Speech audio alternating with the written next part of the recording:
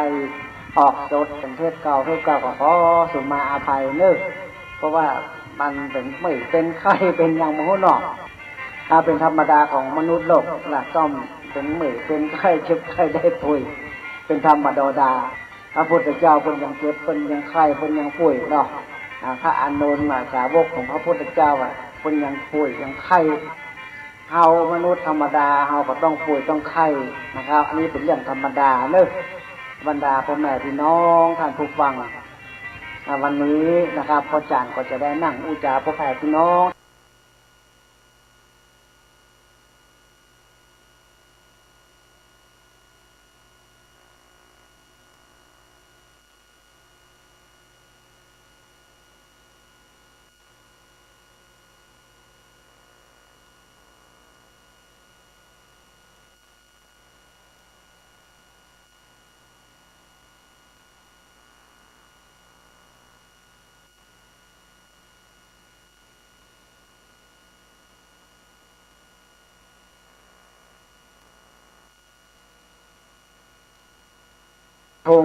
หรือว่าเป็นประเพณีปีใหม่เมืองสะเกาดำหัวโพดเท่าโปแก่ครูบาอาจารย์ทุกปู่ทุกอุ้ยทุกลุง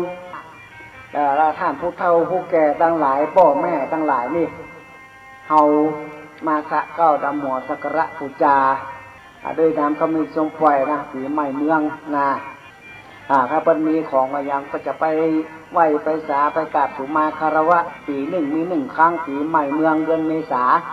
เป็นมีของอะไรยังจะมาสักการะบูชาขอสุมาคนเฒ่าคนแก่พ่อแม่กะคนก็จะมีน้ำส้มปล่อยโดยน้ำส้มปล่อยตัวคนน้อยคนหนึ่งหรือว่าในใส่สลุงมาแล้วคนก็เอาปอนจากคนเฒ่าคนแก่ปีใหม่ก็ล่วงล้นพ้นไปแล้วปีเก่าก็ล่วงล้นพ้นไปแล้วปีใหม่แก้วปัญญาวันก็มาจุกมาจอดมาหลอดมาถึงเนี่ยเปิ้นกับปันปอนเฮือหน่อยไม่อุยปออุยทั้งหลายเปิ้นกับปอนเฮือปอนกับลูกกับหลานครูบาอาจารย์ท่านเจ้ากาโอ้เปิ้นปั่นปอนนะปีใหม่เมืองกับว่อนกันนะปีใหม่เมืองโอ้หดน้ำกันปีนี้รู้สึกว่าเพิ่นจะเปิดเป็นทางการละพุทธะนี่โอ้เพิ่นบอกเล่นนะโน่นนี่โอ้ปีนี้เพิ่นจะเปิดทางการพ่อแม่พี่น้องท่านฟังใครไปเล่นน้ำอย่างใดเพิ่นก็จะเปิดให้เล่นกันนะเพราะว่าเศรษฐกิจบ้านเมืองถ้าบ่มีคนมาเที่ยวมันก็บ่ดีเนาะเพิ่นก็เปิดให้นักท่องเที่ยวมาหันประเพณีบ้านเฮาปีใหม่เมืองบ่เพิ่นเฮ็ดหยังคล่องนะฝรั่งกาคนกินที่ไหนทั้งหลายเพิ่นจะมามาพอว่าที่มีการเล่นกันประเพณีบ้านเฮานี่เพิ่นเป็นจะใจนะบางท่านบางคนเป็นนักวิชาการต่างประเทศเพิ่นมาถามว่าโอ้ปีใหม่เมืองนี่มันเป็นจะใดเพิ่นเนี้ยแล้วมันตรงเนี้ยมันช่วงเดือนไหนนี่นะเพิ่นจะมาถ่ายวิดีโอก็มีหลายที่หลายต่างเพิ่นจะมาถามมาว่าประเพณีปีใหม่เมืองเนี่ยเพิ่นเฮ็ดหยังพ้องอันหยังเป็นลักอันหยังเป็นต้นทั้งวัดเป็นจังไดทั้งบ้านเป็นจังไดมีกี่วันตั้งแต่วันที่หยังเป็นต้นไปเนาะปีนี้นะครับปีใหม่เมืองเดือนเม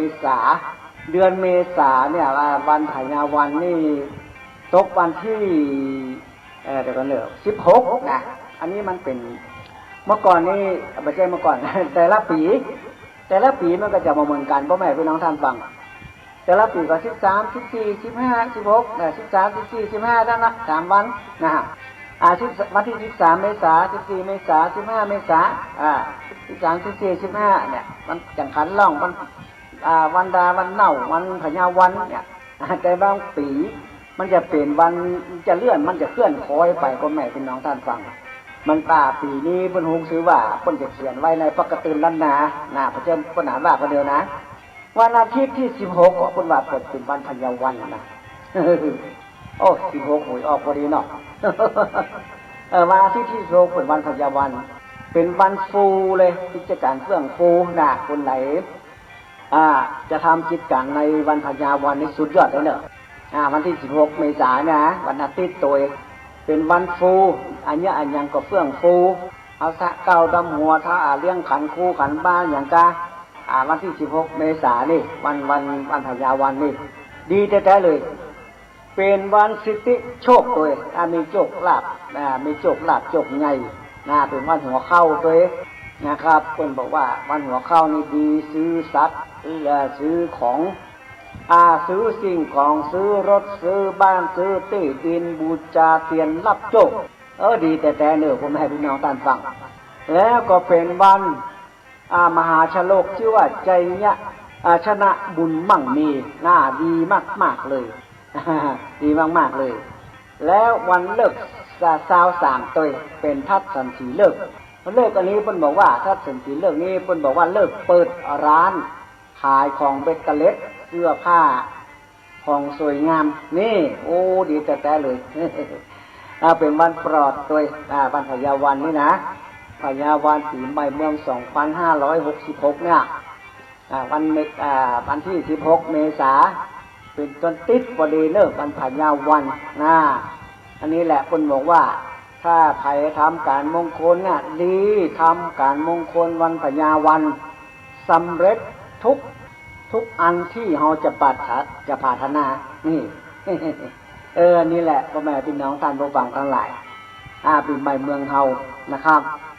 อาจจะมาถึงเพิ่นก็เลี้ยงครูเลี้ยงบาเนาะพวกนั้นนี่ก็เลี้ยงปีใหม่เมืองนั่นละปีใหม่เมืองบ้านพญาวันนี่โอ้เพิ่นจะเลี้ยงแล้วหรอบางท่านบางคนนี่เพิ่นเลี้ยงด้วยผลไม้มงคล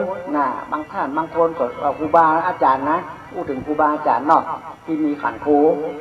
บางท่านบางคนพวกเลี้ยงหัวหมูบางท่านบางคนพวกก็เลี้ยงไก่กู้นึ่งไก่ต้ม อย่างของพ่อหนามีไก่กู้นึ่งเลี้ยงวันพญาวันเลี้ยงครูเลี้ยงบา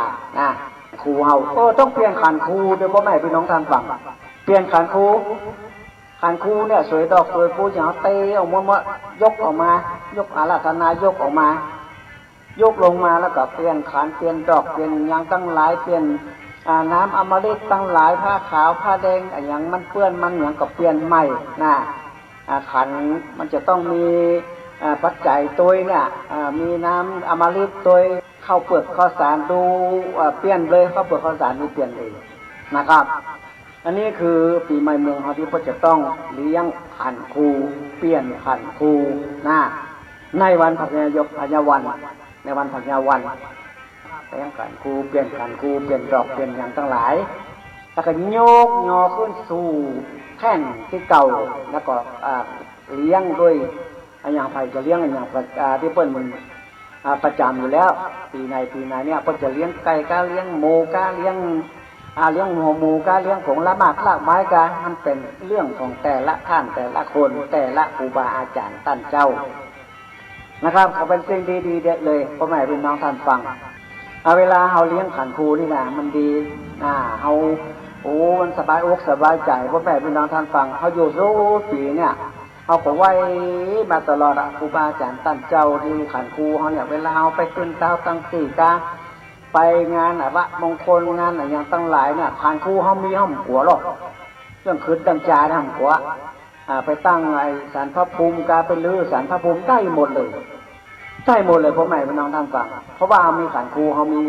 ครูบาอาจารย์ท่านเจ้าคุ้มกองหัวเอาไว้ต้องกลัวว่าชั่วร้ายสิ่งบหันตัวเสน็จจันไรสิ่งบัดดีจะมาเขาเนี่ยเมียนะครับเพราะว่าเขามีขันครูบาอาจารย์เขาได้ยกยอแล้วขันครู108เนี่ยขันครู108นี่ขันง่ายสุดแล้วนะพ่อแม่พี่น้องท่านฟังคุณพระพุทธเจ้าคุณพระธรรมเจ้าคุณพระสงฆ์ข้าเจ้านี่นะมันมีเอาแป่งขันครู108เนี่ยมันดีแต่เลยนะครับดีแต่เลยนะครับขันครู108ถ้าพ้นบัดถึงขันครูบัดถึง108เวลาเปิ้นตั้งขันใหม่ทำขันใหม่เป็นต้นน้อยใหม่ต้นหนานใหม่นะเปิ้นบ่เอา108กำเดียวหรอกเปิ้นเอาทีละน้อยเนาะอย่างพวกนั้นนี่เอาครู108เลยคุณพระพุทธเจ้า56คุณพระธรรม38คุณพระสงฆ์14เนี่ยรวมกันเป็น108เนี่ยเอามาทำเป็นขันครู108จะมีสวยดอกสวยปูสวยดอกสวยปูมากตัวนะครับเวลาเปิ่นทำประกอบทำแบบเบาโบราณแบบที่ครูบาอาจารย์ท่านเจ้าเพิ่นได้สั่งได้บอกมาและสอนมาว่าทำอีเนอร์เปลี่ยนขันครูนี่แหละครับครูบาอาจารย์ท่านเจ้าเพิ่นสั่งมาเพิ่นบอกว่าคุณ ระพุทธเจ้า56คุณพระธรรม38คุณพระสงฆ์มี14ล้อรวมกันเป็น108เนี่ยมันเป็นขันธ์ครู108พ่อแม่พี่น้องท่านฟังขันธ์ครู108นี่สุดยอดเลยสุดยอดอย่างไรเวลาเราไปทำอย่างตั้งหลายเนี่ยมันเต็ม100เลยอย่างเปิ้นบอกว่าเพราะนั้นบ้านล้างนั่นจะเอาสารพระภูมิตั้งใหม่แต่ย้ายไปนี้ก็ไม่อยากไปย้ายแบบได้ง่ายๆในพ่อแม่พี่น้องท่านฟังย้ายสารพระภูมิเปิ้นกลัวมากๆเลยเรื่องตั้งง่ายๆเลยกับยกกระตั้งก็เท่านั้นไปย้ายเนี่ยโอ้ยากเลยยากอย่างไรเพราะว่าถ้าคนมันมีสิพคุณคาถานี่นะย้ายก็แพ้ภัยต่อเก่าพ่อแม่พี่น้องท่านฟังเอาต้องเชิญเทวดาเทวดาลงก่อนนะอย่างพุทธานี่นะเชิญเทวดาเทวดาจากพระภูมิเจ้าที่ลงจากฐานจากสารพระภูมิก่อนเชิญคนลงมาแล้วก็อาน้ำก็มีชมป่วยจุบทุบจุบเทียนบอกแม่พระธรณีนะบอกแม่พระธรณีแล้วก็หยัดน้ำแล้วก็จุดธูปนะแล้วเปิ้นจะเขียนยันพระไตรปิฎกเนี่ยเอาใส่กาวแปะไปตรงสารพระภูมิเลยป่านี้ย้ายได้เขียนว่าย้ายได้ถึงจะยกจะย้ายออกได้นะปัญหาทำมาเป็น100 ปีพันปีละ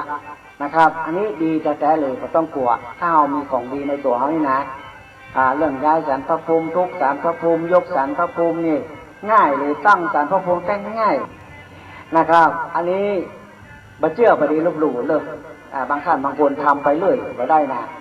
แพ้ภัยต่อเก่าน่าเป็นจอมเจาะต่อด้วยโอ้เป็นเรื่องเป็นอย่างประตั้งหลายเป็นป่วยเป็นไข้ไปอย่างอันนี้แหละพ่อแม่เป็นน้องท่านฟังนะคุณครูบาอาจารย์ท่านเจ้าพ่อน้อยพ่อหนานี่เพิ่นจะทำกันปีใหม่เมืองนะ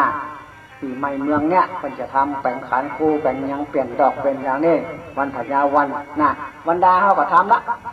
วันดาวันเปิ่นดานั่นนะก่อนวันพญาวันเปิ่นดาขันหลักกันเรียบร้อยตกมาเจ้าวันพญาวันเขาก็ยกยอขึ้นแท่นขึ้นขันขึ้นวางที่เปิ่นของเปิ่นแล้วก็เลี้ยงบวงสรวงด้วยไก่กู้นึ่งแล้วก็มีผลไม้หลากไม้อันนี้แหละเป็นสิ่งดีๆเลยหน้าขันครูที่บอกว่ามี108เนี่ยคนพระสงฆ์คนพระพุทธมี56คนพระธรรมมี38คนพระสงฆ์มี14เนี่ย14 38 56เนี่ยรวมกันเป็น108อันนั้นแหละสิ่งดีๆเลยเขานับประคำใส่คอเขาถึงวันนี่ก็108เนาะทักกะกุสันทะก็คูณ12เนาะคุณแม่ก็12คุณน้ำก็12คุณโกนาคมณะก็21คุณพ่อ21คุณดิน21คุณกัสสปะ6คุณไฟ6คุณโกตุมะ7คุณลม7คุณพระอริยเมตไตร10คุณอัคระมี33คูณศีล5มี11คูณศีล8มี12คูณศีลบริสุทธิ์มี297คูณครูบาอาจารย์ท่านเจ้ามี10คูณกรรมฐานมี8อันนี้คูณทั้งหลายพ่อแม่พี่น้องท่านผู้ฟังทั้งหลาย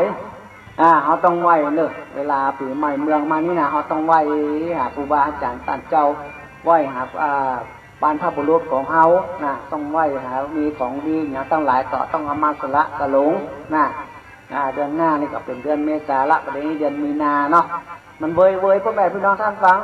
วันเดือนปีประเดี๋ยวมันเว้ยก็เดี๋ยววันเดี๋ยวก็คืนเดี๋ยวก็วันเดี๋ยวก็คืนวันเดี๋ยวก็ถึงแล้วเนี่ยมันเว้ยพ่อแม่พี่น้องท่านฟังศาสนาพระพุทธเจ้าของเรานี่นะโมพุทธายะนะมันพระพุทธเจ้า5 พระองค์นะโมพุทธายะยะถาพุทโมนะนี่นี่แหละเป็นสิ่งดีๆในศาสนาพระพุทธเจ้าของเรานะคนถึงได้เลือกเอาศาสนาพระพุทธเจ้าของเราเป็นศาสนาประจำชาติไทยนะมันมีที่ว่าบางในหัวในวังเพิ่นมีงานอย่างเพิ่นจะเอาศาสนาอื่นมาทำเพิ่นเนี่ยเพิ่นเอาศาสนาพระพุทธเจ้าเนี่ยไปทำวิธีการมงคลทั้งหลายสวดมนต์ทั่วประเทศอันนี้ก็ประกาศใช้ศาสนาพระพุทธเจ้าเนี่ยศาสนาอื่นนิ่มไหมเป็นลักเลยศาสนาพระพุทธเจ้านี่ในประเทศไทยของเรานี่นะที่ว่าเนี่ยนะโมพุทธายะเนี่ยนะได้แก่พระพุทธเจ้าชื่อกักุสันทะโมชื่อพระพุทธเจ้าชื่อโกนาคมณะพุทธได้แก่พระพุทธเจ้าชื่อกัสสปะได้แก่พระพุทธเจ้าชื่อโคตามะยะได้แก่พระพุทธเจ้าชื่อพระอริยเมตไตรนี่แหละครับเป็นของดีล้านนาของเราพ่อแม่พี่น้องท่านฟังทั้งหลายดีแท้ๆเลยเวลาปีใหม่เมืองเนี่ยลูกหลานมาเปิ้น อาจารย์พดน้ำกำเนิดจำป่วยสะดอกเคาะสะดอกไฟสืบจัตตาฮับโจกอย่างตลาดที่เพื่อจะตามเตียนลงเพื่อจะตามเตียนปีใหม่พ่อแม่เป็นน้ำทางฟังคนเฒ่าคนแก่นี่เพื่อจะสีเตียนดอกเพื่อจะเสาะเตียนขี้เพิ่งเมืองที่เพิ่งที่เพิ่นมาจากต้นไม้จากเพิ่งกระแตเลยเพิ่นเอามันหลอมมันหยังแล้วเพิ่นแต่งเตียนน่ะเตียนฮับโจกเตียนสืบจัตตาเตียนสะดอกเคาะอย่างทั้งหลายนี่นะมันมี2-3อย่างเนาะแล้วก็เพิ่นก็จะเอาไปจุดวันปากปีนะเตียนปีใหม่เมืองนี่นะสมมติว่าวันที่16เป็นวันอาทิตย์เนาะวันจันทร์วันที่17มันเพิ่นมาเจ้ามาแรงเพิ่นก็จะเอาเตียนไปจุดที่วัดที่ว่าหรือจุดที่บ้านก็ได้ปูชาที่บ้านนะครับอันนี้ปีเมืองของเราเป็นที่พ่อแม่พี่น้องท่านฟังทั้งหลายเพื่อจะจุดเทียนปีใหม่เมืองวันก่อนวันตักปีนี่เพิ่นจะเวลาเพิ่นกระเดาะเคาะอย่างทั้งหลายเนี่ยเพิ่นจะมีน้ำขมิ้นชมปล่อยนะครับเอามาแจ่มันยั้งแล้วก็อาบด้วยน้ำขมิ้นชมปล่อยแล้วก็เสกคาถาโดยฮือโปรโมทครูบาอาจารย์ท่านเจ้าตุปู่ตุอุ้ยตุลงพ่อน้อยพ่อหนานที่มีคาถานี่เป่าน้ำมนต์น้ำก่อนเอาน้ำมาสักคุหนึ่งเอาดอกอย่างเขาลอยสมปล่อยเขาใส่7 ข้ออย่าเสนาหลอดกอดนางนอนหัวเลี้ยงหมอนปีนปลาให้ฮักกูจักจังไรออกหนีหายก่อนดีโลนปรามีบุญพวกโฮมเนี่ยสมปล่อย7 ข้อ7 ชื่อเนี่ยเอามาใส่แก้วัน แก้ไว้แล้วก็เอาอากาถามนต์สมปล่อยแก้มาเป่ามาอย่างตัวเองนะครับคนสมัยก่อนคนจะเอาคาถามนต์ส้มป่วยแก้มาเป่ามาเสกน้ำขมิ้นส้มป่วยแล้วก็เอาอาบเอาสละสลงในวันปีใหม่เมืองน้ำขมิ้นส้มป่วยแล้วก็เสกมนต์คาถามนต์ส้มป่วยแก้ตัวเพิ่นก็จะว่าสักหลายรอบเพิ่นจะเอาเป่าใส่ในน้ำส้มป่วยที่ในคุกในอย่างนั้นนะเพิ่นจะว่านะโมตัสสะภะคะวะโตอะระหะโตสัมมาสัมพุทธัสสะนะโมตัสสะภะคะวะโตอะระหะโตสัมมาสัมพุทธัสสะนะโมตัสสะภะคะวะโตอะระหะโตสัมมาสัมพุทธัสสะองค์สิทธิการพ่อหมอครูบาอาจารย์ได้กล่าวไว้ฮือแก่กูว่าองค์พ่อปู่สมปล่อยแม่ย่าสมปล่อยแต่ก่อนมาหลังสู่อยู่บนที่สูงแหล่งล่าอยู่ขอบฟ้าจักรวาลบัดนี้สูงมาตั้งอยู่บนดินเกิดเป็นต้นพระพุ่มเกิดเป็นคุ้มพระพายปลายมันต้องเมืองนาดลากมันต้องดินดำลากมันต้องดินแก่นตกยิงใจอย่าน้อยได้งามมึงเอามาสะเข้าดำหัวได้ดั่งดาวแล่นเขาแก้ต้านแก้เนือปล่อยเนือได้ถูกดินดำแก็บป้องต้องตีหมัดน้ำแก้เนือปล่อยเนือได้ถูกนกจับเงินแก้เนือปล่อยเนือได้ถูกนางผีป่งแก้เนือปล่อยเนือได้ถูกผีกลางต้งลอมนาแก้เนือปล่อยเนือเนี่ยได้ถูกกังกามัดเชือกแก้เนือปล่อยเนือได้ถูกเงือกน้ำยังวังแก้เนือปล่อยเนือตั้นจังแปลงฝั่งไปหุ่นแก้เนือปล่อยเนือได้ถูกมุ่นจังไรแก้เนือปล่อยเนือได้ถูกไฟจังไงแก้เนือปล่อยเนือได้กินข้าวไห่หัวแก้เนือได้ถูกโทษพญาแก้เนือปล่อยเนือได้ถูกยังกายเปิ่นมา8แก้เนือปล่อยเนือได้ถูกยาแฝดเปิ่นมาตาแก้เนือปล่อยเนือได้ถูกงอนกันนายาการกายแก้เนือปล่อยเนือได้ถูกผีตาม้อยตาเหลืองแก้เนือปล่อยเนือได้ถูกผีเตี้ยวเมืองตายตั้นฆ่าแก้เนือปล่อยเนือได้ถูกผีป่าจ้าตั้นฆ่าตายกลางตังแก้เนือปล่อยเนือได้แล่นข้ามเชือกป่อร้อยงูสวัสดแก้เนือปล่อยเนือได้ถูกข้อ13ได้ถูกความเศร้า5แก้เนือปล่อยเนือของอันร้ายท่านแฝดในไก่แก้เนือปล่อยเนือได้ถูกต้องไอ้ฝั่งละหุนอยู่สละแก้เนือปล่อยเนือได้ถูกต้องคำเหลืองแก้เนือปล่อยเนืออมนามะพุทธะอมนามะธรรมะอมนามะสังฆะสยะติทุงรูสาปิ้งก็จะเสกน้ำเขาเป็นสมปล่อยหรอกเวลาปีใหม่เมืองนี่ก็จะเสกน้ำเขาเป็นสมปล่อยแล้วก็ตั้งหัวตั้งเก้าลังเสด็จจันไรออกไปหรอก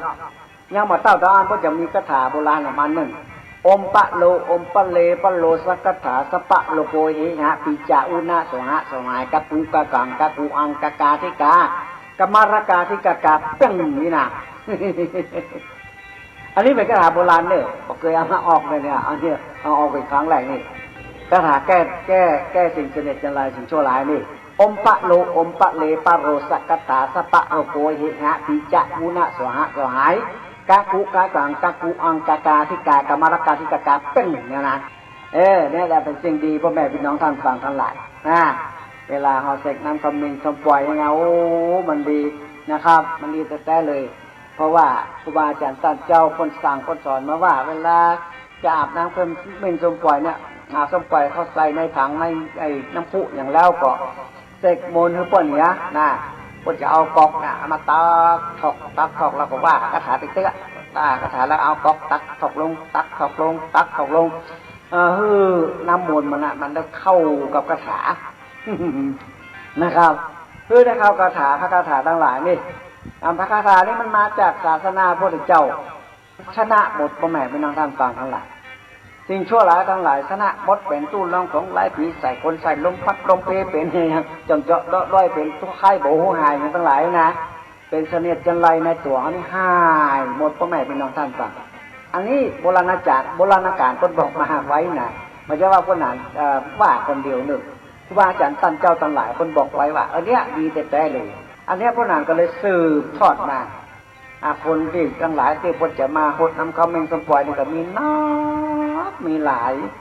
มาเจ็ดมาแหกมาลดน้ำเขาเมงสมปล่อยมา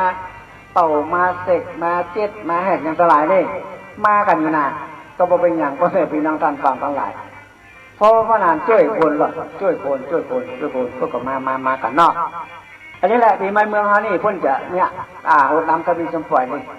รถเคาะรถน้ำรถเทียนรถเคาะเทียนครับจบเทียนสืบชะตาทั้งหลายนี่พ่นจะเอามาตามวันปักปีวันปักปีเลิกไปซ้อหาพระเลอะเตียนนี่ครูบาอาจารย์ท่านเจ้าที่ประทำพระเลอะคนร้อยพระหนานนี่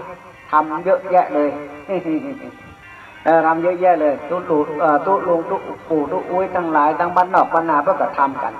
ทุกเก่าทุกแก่เนอะที่เปิ้นได้ห้ามได้ยันเปิ้นมันหูหนังสือเมืองเปิ้นมีขันครูเปิ้นทำเตียนขึ้นมาหรอกเตียนทุกเตียนนะเตียนกาเตียนขายกาเตียนผีใหม่เมืองกาผีใหม่เมืองนี่เปิ้นจะคัดเลือกทหารคัดเลือกทหารเปิ้นจะทำเตียนเขี้ยวขาดด้วยนะเตียนแคล้วขาดเนี่ยเปิ้นกลัวลูกหลานได้เป็นทหารเพราะว่า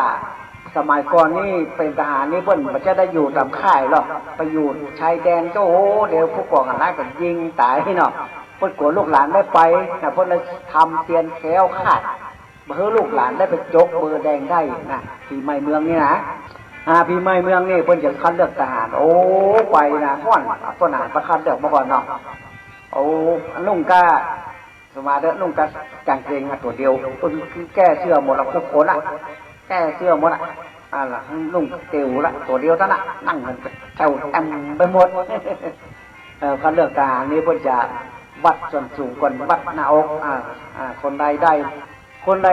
หมอกได้ฐานเนาะถ้าอกส่วนสูงได้หมดนะเดี๋ยวเพิ่นจะให้โจกเบอร์ละถ้าคนใดลอดไปเพิ่นนิ้วหลังไปเลยต่ำน้ำไปมือกุดกันตาเล่กันเพิ่นจะนิ้วไปเลยเปล่าคนดีๆคนที่สูงนะล่ำคัดเลือกยกเบอร์ดำเบอร์แดงเลยถ้าแดงอยู่แบบเท่าบางคนก็เป็นลมหลง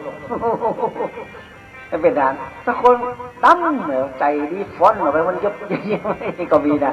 มอบันหนังคัดเลือกนะตู้เจ้าก็มีเนอะเวลาไปคัดเลือกนะตู้เจ้า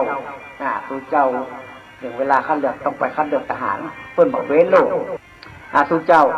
ไปคัดเลือกเหมือนกันแล้วคนเฒ่าคนแก่สมัยก่อนนี่เพิ่นแปลงเซียนบ่ฮื้อได้เป็นทหารเป็นเซียนแคล้วคลาดเซียนแคล้วคลาดนี่แปลงไม่ได้แปลงเพิ่นบ่ฮื้อได้เป็นทหารบ่ฮื้อมันได้จกเบอร์แดงได้นะครับบ่ฮื้อมันจกเบอร์แดงได้นะครับแล้วก็เพิ่นก็เวลาจะไปคัดเลือกทหารอย่างมันพูกอย่างเมื่อคืนนี้เพิ่นจะต้องไปวัดไปนอนวัดไปนอนบ้านไปอาบน้ำขมิ้นชมปล่อยไปตามเตียนแคล้วคลาดที่วัดมันพวกจากที่วัดไปคัดเลือกเลยไปนอนวัดคืนหนึ่งไปไหว้พระสวดมนต์แล้วก็ไปตามเตียนรดน้ำขมิ้นชมปล่อยวัดแล้วก็ไปคัดเลือกเลยต้องติดมาบ้านเนี่ยอันนี้เมื่อก่อนนะประเดี๋ยวหมดใจนะประเดี๋ยวนี้ยังได้ก็ได้หมดอันนี้สมัยก่อนโบราณนี่เป็นอย่างนี้แต่เลยนะครับคัดเลือกทหารโอ้ม่วนถ้าเอาไปเนี่ยมอสมัยพนานไปเขาเลือกทหารนี่โอ้ยเขาเลือกทหารนี่คนบอกว่าอายุเท่าเดียวกันหมดหรอไปข้างไหน อายุเท่าเดียวกันหมดเซี่ยวหมดเซี่ยวไปไหนเซี่ยวเพื่อนเซี่ยวเป็นเพื่อนเป็นเซี่ยวกันหมดโอ้เต็มอำเภอนานเมื่อก่อนก็นานที่คัดเลือกที่อำเภอสันปะตองหรอกเมื่อก่อนอำเภอบ้านแม่วางนี่ขึ้นกับอำเภอสันปะตองเพิ่นมาแยกเป็นอำเภอแม่วางมอลลามอลูนนี่นะครับนี่แหละคัดเลือกทหารนี่เพราะจะต้องตามเตียนนะครับตามเตียนแคล้วคลาดเตียนแคล้วคลาดมันจะมียันเตียนอยู่ประเก่าโบราณของพ่อหนามตนนี้เตียนแคล้วคลาดนี่พวกก็จะเอาไปตั้งเนี่ยตั้งกาตั้งว่าจะค้าขายแบบกลัวสิ่งชั่วร้ายเป็นไปเป็นกลัวเปิ้นฆ่าเปิ้นควนเป็นศัตรูอย่างกาเพื่อมันแคล้วมันขาดด้วยนะแต่แล้วไปกาไปขายไปได้เนี่ยแก้วเตียนแคล้วขาดด้วยนะไปกาไปขายไปได้เพราะว่ามันแข็งเตียนแคล้วขาดเนี่ยมันจะป้องกันอย่างเดียวป้องกันอันตรายไม่ใช่เหมือนเตียนเมตตามหานิยมแบบเตียนอินแก้วมหามงคลอย่างของพ่อหนานนี่อันนี้เตียนเมตตามหานิยมกาแม่นขายหมานสถาบันครอบครัวอยู่เย็นเป็นสุขนี่มันไปคนละอย่างหรอกการขายกับแก้วขาดนี่คนละอย่างกันไปนะครับนั่นแหละก็จะเสกมนต์คาถามนต์กดส้มปล่อยแก่เนี่ยเอาเป่าหูลงในน้ำพุเพื่อจะเอาดอกเอายังใส่ส้มปล่อยเขาใส่แล้วก็เป่าน้ำพุเพื่อจะเอาก๊อกไม่ขวดสลุงไม่อันหนึ่งสลุงน้อยๆเนาะตักขึ้นมากับเป่าลงไปตักขึ้นมากับโจกลงไปตักขึ้นมากับโจกลงไปว่ากับว่าคาถาเตี้ยผมจะว่าคาถาเตี้ยอย่างพนานบ้างจะคาถาที่แก้ว่าสมมวยมนต์สมปล่อยแก้เนี่ยที่ว่าที่ไปล่อๆแล้วนะโต๊ะตัดปลาตั้งปลายก็เป็นคาถาแบบโบราณโอมปะโลปะเลโอมปะโลโอมปะเลปะโลสักคาถาสัปปะโลโปยเฮหาปิจาอุนาสวาสงายกักูกะตังกักูอังกกาทิกากมาลากาทิกากาดูโจตันท่องสิ่งเหล่านี้มูลนี้นะพระด่างฮื้อแล้วเนี่ยใครได้ใครสนใจนะมันเป็นคาถาปะเก่าโบราณเลยพ่อแม่พี่น้องท่านฟังใครเคยได้ยินบ้างเนี่ยปะโลอมปะเลปะโลสักคาถาสัปปะโลโปยเฮหาปิจาอุนาสวาสงายกักูกะตังกักูอังกกาทิกากมาลากาทิกากาเนี่ยมันเป็นคาถาปะเก่าโบราณพ่อแม่พี่น้องท่านฟังเป็นคาถาปะเก่าโบราณมันจะทำให้ทั้งสิ่งทั้งหลายบดีสิ่งบดีนี่ออกไปสิ่งชั่วร้ายสิ่งจันไรอย่างทั้งหลายนี่สิ่งจันไรก็สิ่งเป็นเมตตามหานิยมก็ต้องเอาไว้คนละที่นะเอาไว้คนละที่แยกคนละที่เลยเพื่อเอามาปอกกันมันจะว่าเอามนต์สมปวดแก้แล้วเอาคาถาเมตตามหานิยมใส่ก็ไม่ใช่นะอันใดอันนั้นถ้าเพิ่งมามนต์สมปวดแก้แล้วก็แก้ควักก็พายแก้ไข้บงหายเป็นเพาะเป็นพายอย่างทั้งหลายนี่เพิ่นจะเอาใจนะที่ว่าพ่อหนานบ้านตะเกียอย่างว่าเอาไว้แก้มนต์สมปวดแก้ให้เพิ่นแล้วเอาคาถาศรีวลีมาใส่ตัวที่มันใจนะต้องอยู่คนละอย่างแคล้วคลาดก็ไปอยู่ที่หนึ่งเมตตามหานิยมก็ไปอยู่ที่หนึ่งนะอย่างเอาพระศรีวลีมาใส่ตัวอีกก็ได้นะคาถาพระศรีวลีนาชาลิจิสินพาลีจะมหาเทโลสุวรรณมาโภชนะมาวัตถุวัฏฐามาพระราพระรังมาโภคะมหาลาโวมาสเปชนาพระหูสนาพระวันตุเมเนี่ยจะมาปนกันมาได้อันใดอันนั้นไอ้อย่างเขาสีไม้เมืองเนี่ยเขาต้องเรื่องเมตตามหานิยมหมอเอาแก้วขาดเอามันพ้นเคาะพ้นภัยดีกว่าต้องปล่อยแก้นี่เอามาเป่ามาเสกคือกับลูกคนหลานเฮาภัยลูกศิษย์ลูกหาภัยคนใดอายุโจรกะนะ3179น่ะตั้งป่ายไว้นะสมมติว่า31เนาะ37 39เนี่ยเปิ้นเป็นว่าอายุโจรเปิ้นบอกว่าอายุทรงบ้านเฮานะเปิ้นบอกว่าอายุทรงเหมือนกับคนกรุงเทพเปิ้นบอกว่าอายุโจร3179นะมันกับปีดีปีให้พ่อแม่พี่น้องท่านฟังบางท่านบางคนเพิ่นว่าปีนี้วันพุธเนี่ยจะมี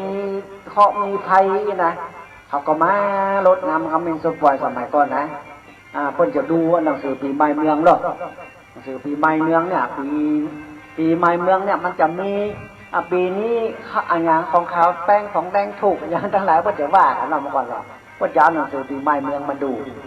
ปีใหม่เมืองปีนี้พญาดอกคือดอกเอื้องเพิ่งเนี่ยพ่อแม่พี่น้องฟังเอื้องเพิ่งเอื้องคำเนี่ยเป็นพญาดอกประจำปีนี้นะไปถามท่านพระครูอดุลศิริกิติ์ที่เพราะว่าเพิ่นทำพระกฐินล้านนาทำหนังสือปีใหม่เมืองเพิ่นบอกว่าปีนี้ พญาดอกคือดอกเอื้องเพิ่งหรือว่าเอื้องคำเนี่ยเป็นพญาดอกปี 2566นะใครจะไปทางใดก็เอาดอกเอื้องเพิ่งเอื้องคำเนบหัว อาศัยน้ำขมิ้นส้มปล่อยก็ได้เสนียดจันไรสิ่งก็ดีมันก็จะออกไปนะครับอันนี้แหละปีใหม่เมืองบ้านเฮาก็จะมนน้ำเสร็จคาถาตั้งหลายนี่เสร็จคาถาอย่างพวกนั้นนี่โยเสกนักเนอะคาถานี่เป่ามนคาถาใส่มนคาถาใส่อาบน้ำคู่หนึ่งนี่นะโอ้มนคาถาไปกึ่ง2 ชั่วโมงมั้งกันกึ่งชั่วโมงหรือ2 ชั่วโมงหนึ่งคนน่ะมนเงี้ยนะเป่าอยู่นะโอ้โหเอาคาถาบทใดก็มาใส่หมดมีคาถาบทใดมาใส่บทคาถาพระพุทธพระธรรมพระสงฆ์เนี่ยคุณพระพุทธคุณพระธรรมคุณพระสงฆ์พระพุทธคุณพระธรรมคุณพระสังฆคุณนะอิติปิโสถอยหลังกาอิติปิโสทงไซกาอิติปิโสแปดด้านกาอิติปิโสมงกุฎพระพุทธเจ้ากามาเป่าท่านหมดหรอกเป่าใส่น้ำส้มปล่อยพ่อแม่เป็นน้องท่านฟังเป่าใส่แล้วประกาศไปอาบไปกินกันโอ้มันดีพ่อแม่เป็นน้องท่านฟังทั้งหลายมันดีพวกนั้นใส่คาถาด้วยว่ามีอย่างพกเขาใส่หมดใส่กูอย่างเลยนะครับใส่กูอย่างเลยนะครับเพราะว่าคาถานี่มันมีนักมีหลายเนาะมันมีนักมีหลายอย่างคาถาที่ขาดก็ได้ก็คือคาถาธรณีสารเนี่ยโอ้สุดยอดเลยยกนิ้วเลยเนอะธรณีสารหลวงนี่นะพอตับเพราะมันใหญ่มันหลวงพ่อแม่พี่น้องท่านฟังแก้ตู้รองของไร้ผีใส่คนใส่ลมพัดลมเพเป็นจบเจาะต้อยเป็นไข้โบหายนี่ผีใส่คนใส่กินข้าวบัลลัมกินน้ำมันลงเนี่ยถูกพิษถูกไฟตัวผีตักผีตอยทั้งหลายนี่นะเป็นเสนียดจันไรสิ่งบดีนี่ธรณีสารเนี่ยโอ้เสกเขาใส่ภาษานั้นเสกใส่น้ำยังสปล่อยได้เป่าโมนใส่เป่าใส่เป่าใส่ว่าไปใส่ไปว่าไปโอ้โถเวลาจะเอาไปอาบแล้วมันมั่นมาเต้าเอาใส่เอาฮอร์โมนเป็นสปล่อยเป็นพักเนี่ยมันจะมาเต้านะถ้าเอาเป่าเสกด้วยน้ำเป็นถังนี่นะโอ้สุดยอดเลยพ่อแม่พี่น้องท่านฟังดีมากๆเลยธรณีสารหลวงนี่นะโอ้ปุ่นเอาแก้ตู้รองของไร้ผีใส่คนใส่ลมพัดลมเพเป็นข้าวบัลลัมกินน้ำมันลงให้เบาหายนี่นะธรณีสารหลวงนี่เอาเข้าประกอบด้วยกันโลกว่าด้วยกันใส่เป็นน้ำคู่เป็น100 อย่างพันอย่างในน้ำคู่น้ำสมิงสมไฟนะว่าอยู่นะมนคาถาว่าเรื่อยๆว่าเรื่อยๆว่าเรื่อยๆเนาะ นะครับมันเป็นสิ่งดีพ่อแม่เป็นน้องท่านฟังทั้งหลายธรณีสารนี่นะโอ้เป็นถึงว่าสุดยอดของคาถาละล้านนาของเขานี่นะใครมาบ้านพ่อหนานนี่พ่อหนานมันเป่าเสกก็หรอกถ้าเพิ่นมาขออาบน้ำมนต์ก็เหมือนก็ว่านะทำเป็นถังเอาเสกเมินขนาดเลยเป่ามนต์คาถาเมินจัดหมดผู้สิ่งผู้อย่างรักกับสิ่งจะเอาไปที่อาบมันดีพ่อแม่เป็นน้องท่านฟังเขาเป่าหลายๆอย่างเสกหลายๆอย่างมนต์คาถาหลายๆอย่างอมนตราพระพุทธเจ้านี่เอาเข้าใส่นี่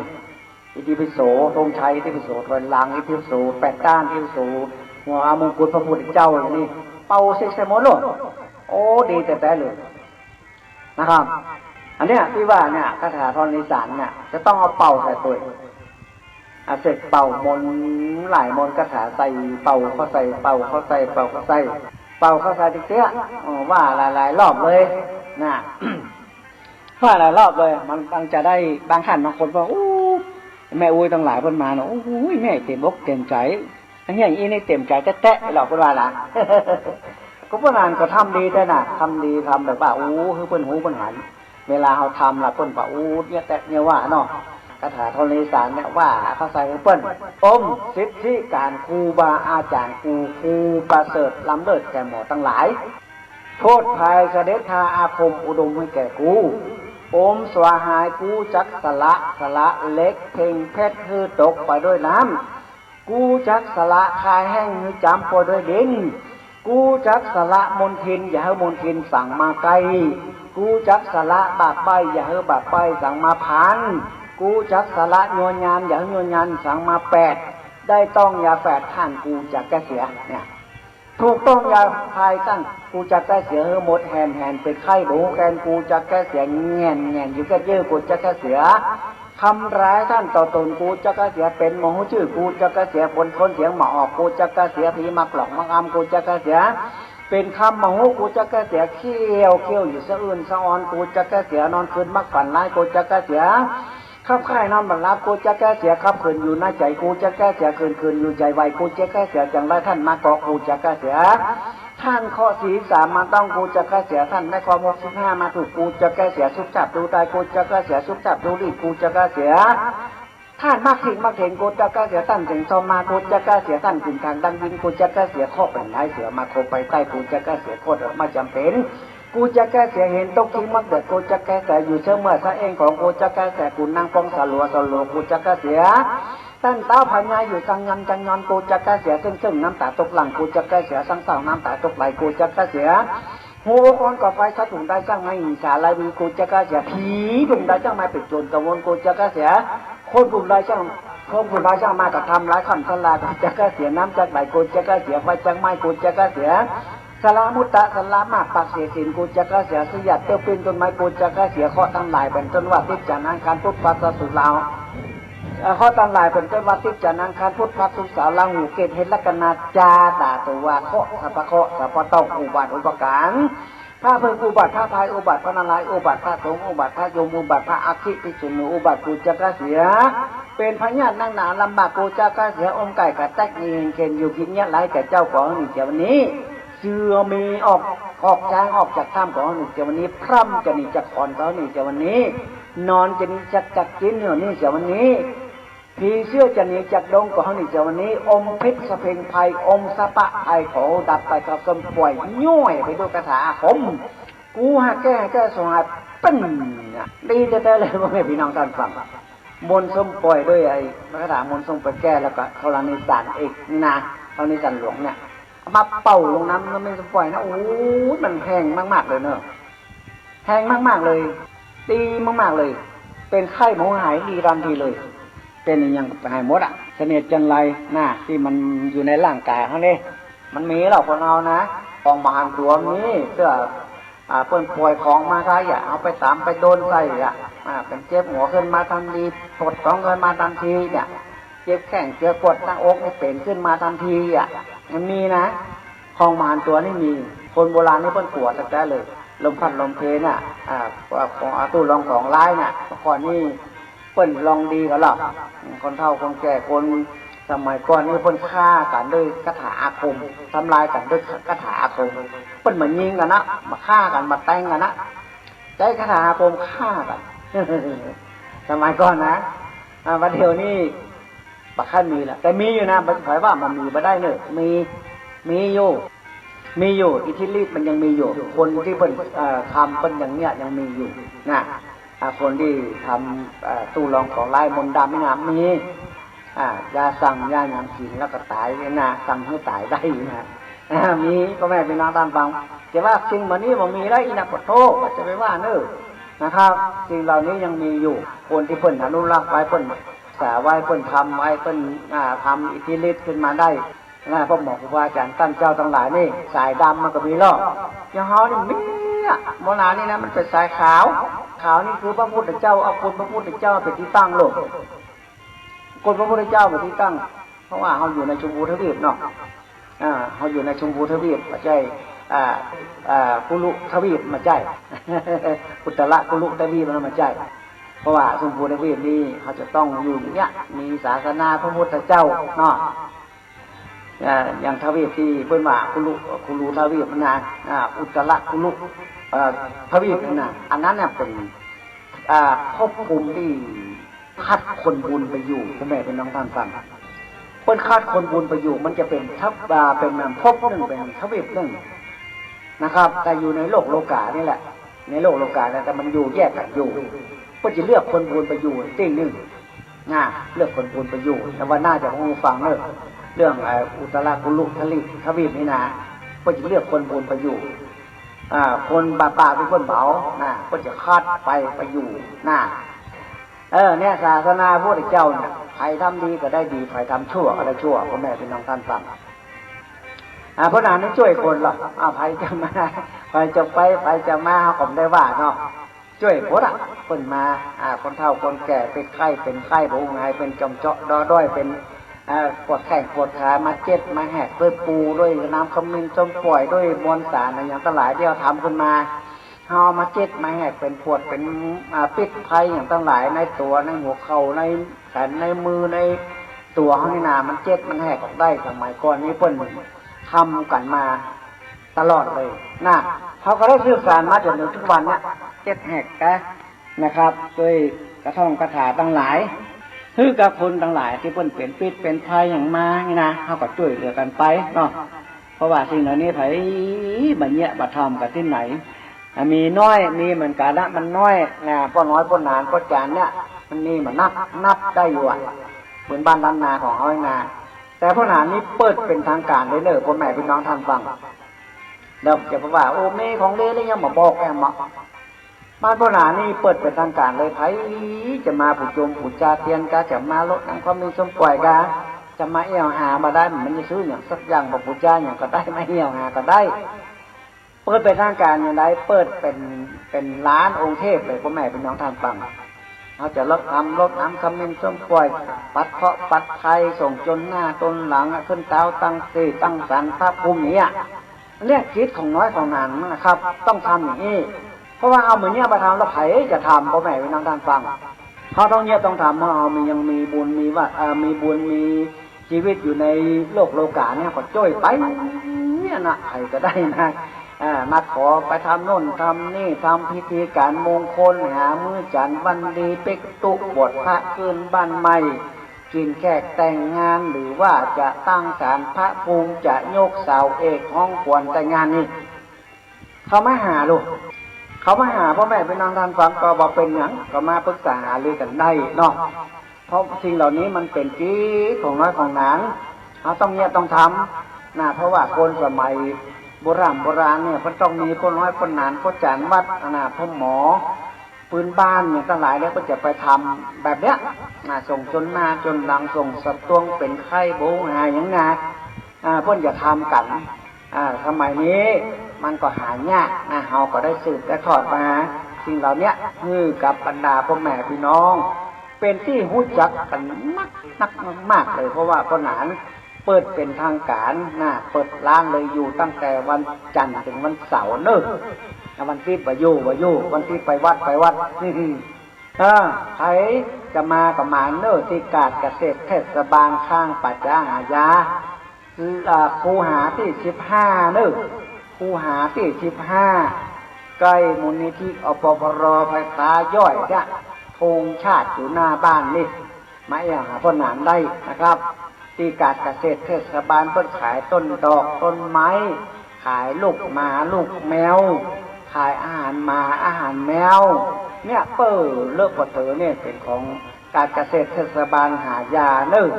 มาหาพ่อหนานได้โทรมาก่อนก็ได้ที่08288817756โทรมา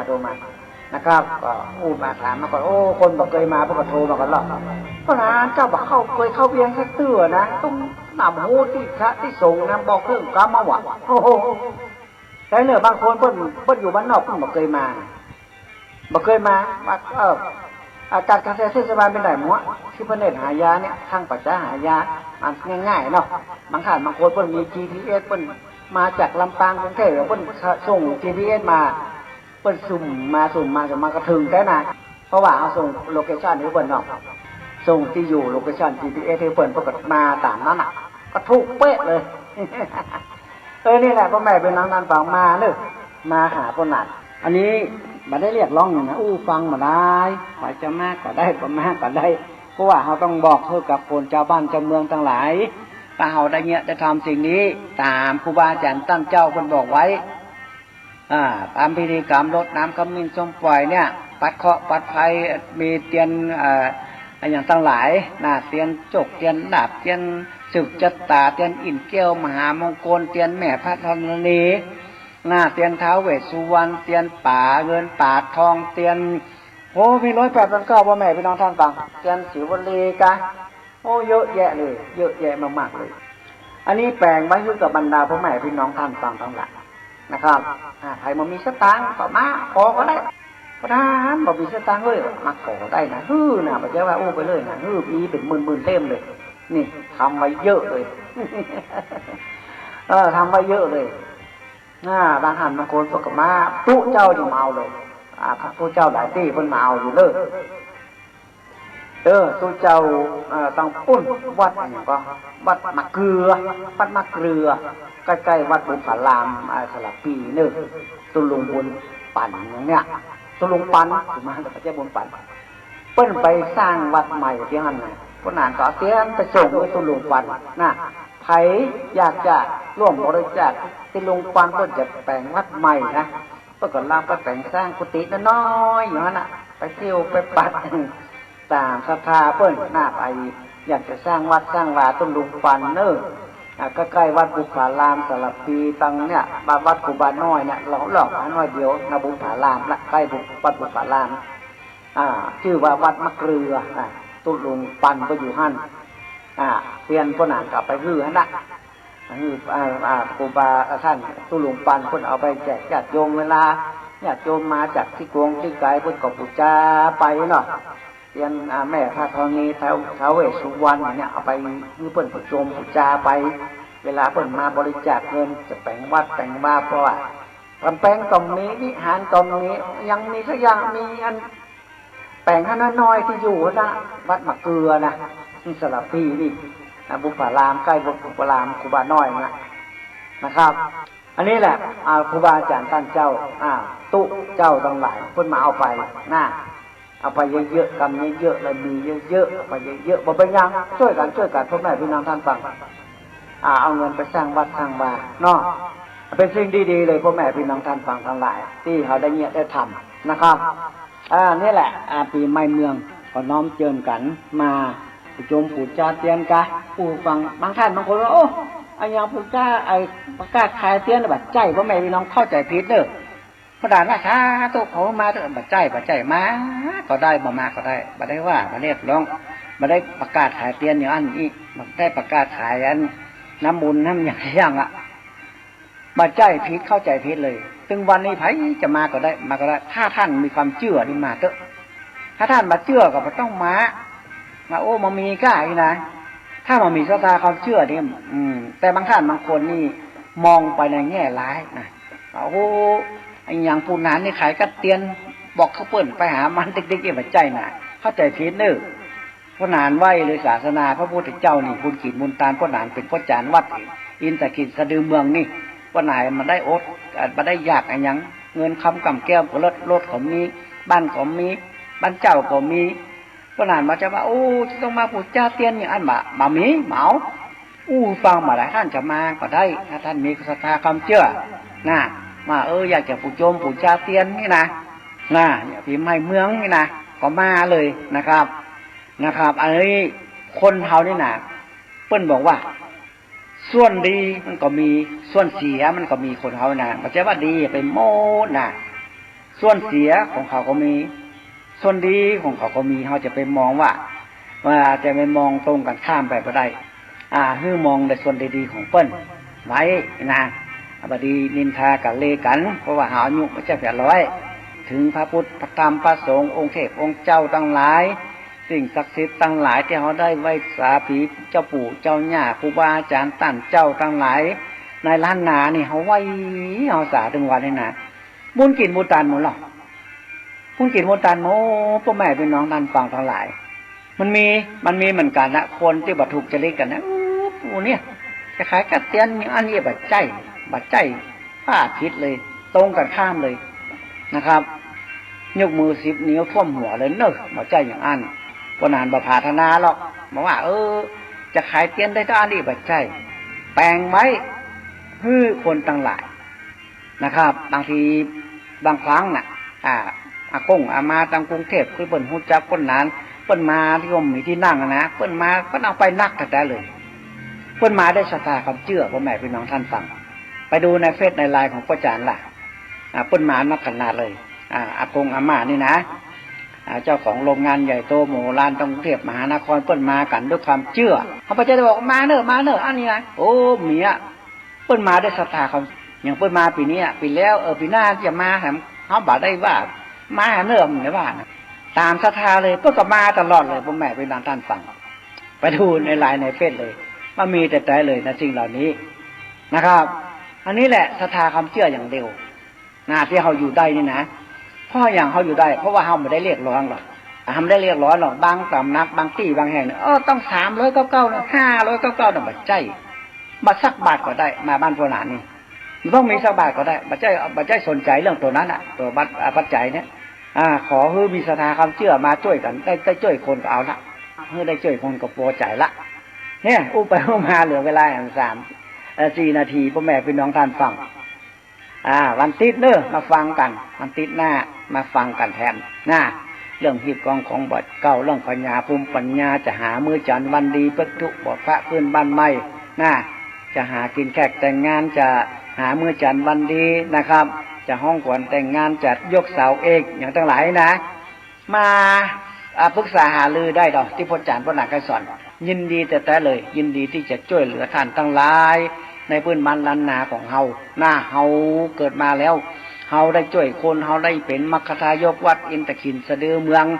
เฮาก็มีบุญทับบนหนาป้าป้านแล้วที่เฮาได้อยู่ตรงนั้น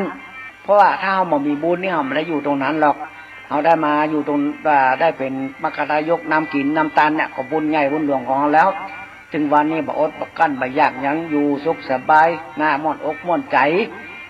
เป็นครอบครัวที่สมบูรณ์บ่ได้เจ็บได้ไม้ได้ไข้ได้หนาวอยู่สุขสบายนี่แหละตามบุญตามหน้าบุญเนาะพ่อแม่พี่น้องท่านฟังทั้งหลาย วันนี้เรื่องเราสปะสปืนเนาะก็สุมาอภัยเนื้ออย่างว่าทุกว่าเถื่อก็ขอสุมาอาภัยตัวนะครับเพราะว่าคนเฒ่าบางครั้งบางทีอย่างไปกับมันอาจจะบัดทุกข์บัดเถื่อก็มีก็ขอกราบสุมาไทยครูบาอาจารย์ตั้นเจ้าทั้งหลายเถิดเด้อเพราะคนเฮาเนี่ยปัจจัยว่าหูมาจากต้องพ่อต้องแม่เนาะก็เฮียนมามาอันดังมาจนถึงทุกวันเนี่ยนะครับก็ได้อยู่กับจูศาสนาพระพุทธเจ้ามาถึงวันนี้ก็เพื่อบุญเนาะวันนี้จะได้ยกมือ10 นิ้วเนอะได้คืนเวลาตั้งสถานีวิทยุเปิดไปก็ขอขอบคุณยินดีกับท่านพระครูสมุวิสุวัตรวรกิจโจเจ้าอาวาสวัดฝ่ายหินนะครับได้ดูแลสถานีวิทยุ 104.50 นะครับคือปนน้อยปนนานพระอาจารย์วัดได้มาออกรายการทุกวันติดตั้งแต่10 โมงถึง11 โมงทุกอาทิตย์เนาะเวลาปนนานมาได้บันทึกเสียงไปเพื่อกะเลือกเอาเสียงที่วันที่ไหนที่มันฟังม่วนๆเพื่อจะเอามาออกลืมแดมอันนี้แหละบุญพ่อแม่พี่น้องท่านฟังทั้งหลายวันนี้ยกมือ10 นิ้วไว้สาเนอล่ำลาไปก่อนนะครับวันอาทิตย์หน้าเนอมาปะกันใหม่ตั้งแต่10 โมงถึง11 โมงเนอจตารโรธรรมาวัฏันติอายุวันโนสุขังปะลัง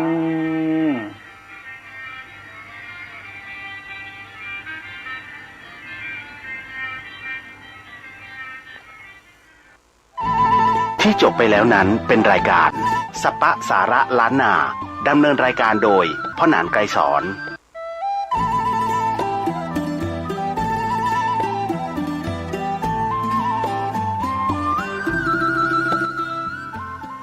ข่าวสารเพื่อการประชาสัมพันธ์ด้วยพลังพุทธานุภาพธรรมานุภาพสังฆานุภาพเทวานุภาพนาคานุภาพแห่งบรมครูบาอาจารย์ปู่ฤาษี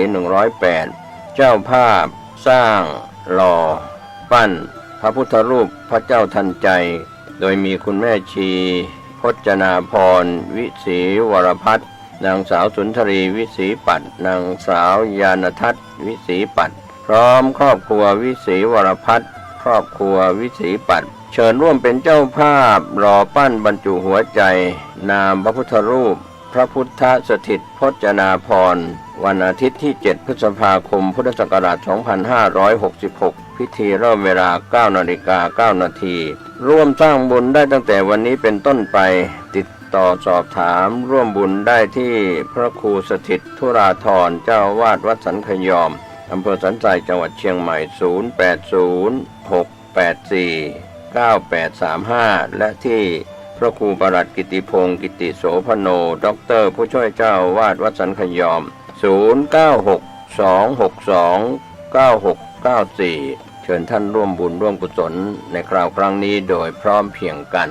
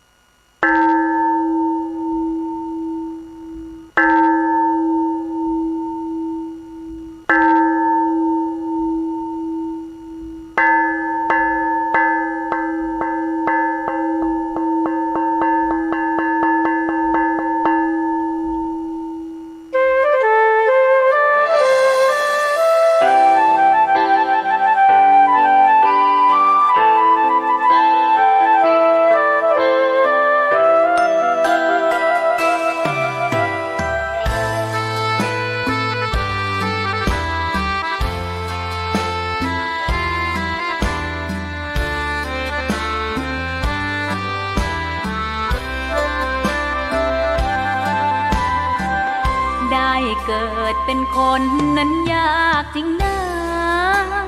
เพราะพุทธศาสนายิ่งแสนยากเย็นคนไทยโชคดีที่สุดแล้วมีแก้ว3 ดวงงามเด่นมีวัดซึ่งเป็นนาบุญยิ่งใหญ่มีศาสนาพุทธประจำ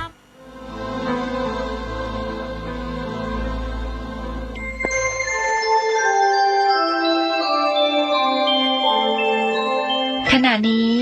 ท่านกำลังฟังสถานีวิทยุกระจายเสียง FM 104.5 เมกะเฮิรตซ์